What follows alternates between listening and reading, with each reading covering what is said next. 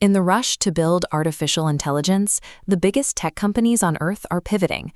They are no longer buying standard equipment. They are now forging their own silicon. The battle lines are drawn across three distinct factions: a vertically integrated empire, an open-source rebellion, and the massive tech giants designing bespoke hardware from scratch. Right now, one company dictates the terms of engagement. Nvidia, led by Jensen Huang, dominates the hardware landscape.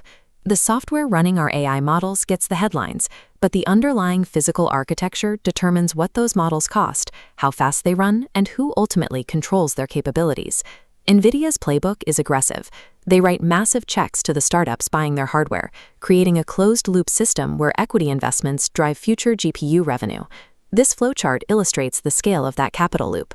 Nvidia recently poured $30 billion into OpenAI as part of a massive $110 billion funding round, anchoring immense demand for their hardware. They committed up to $10 billion to Anthropic in a joint $15 billion round alongside Microsoft, and took a strategic stake in xAI's recent $20 billion Series E round to power the Colossus supercomputer. Add in enterprise data giants like Databricks, which took in a $4 billion Series L, followed quickly by another $5 billion. These investments help lock the fastest-growing AI developers into Nvidia's hardware pipeline.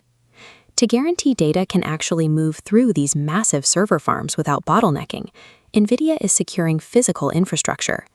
They formed multi-billion-dollar partnerships with Corning and Coherent to integrate co-packaged optics, blending fiber optic light directly into the silicon to speed up data transfer.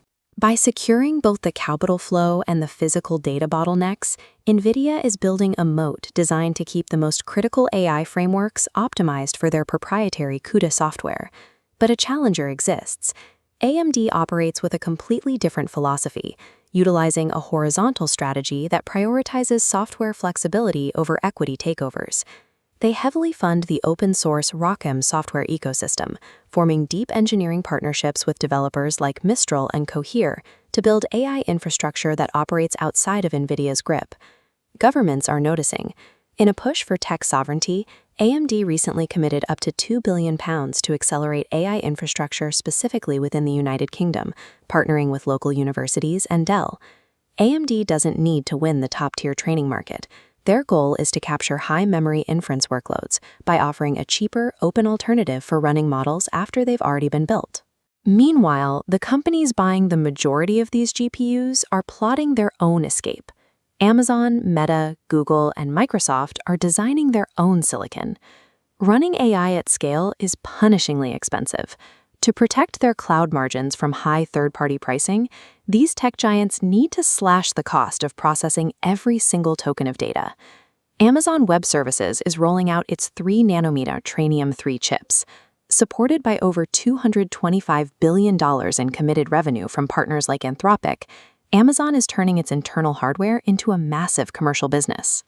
Google recently deployed its 7th-generation TPU, Ironwood, and is already splitting its upcoming 8th generation into specialized branches, a Broadcom-designed chip for heavy training and a MediaTek-designed chip for inference.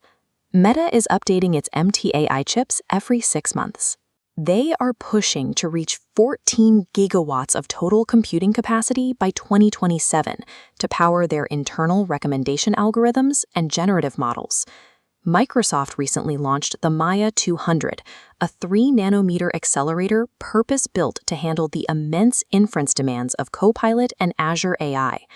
For these platforms, moving to in-house silicon is a calculated hedge against Nvidia's pricing power, a way to turn compute from an external expense into a core optimized asset. Despite the billions being poured into custom hardware, the spoke silicon will not displace Nvidia overnight.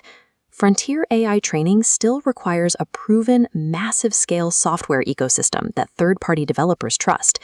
This graphic breaks down what the next decade looks like.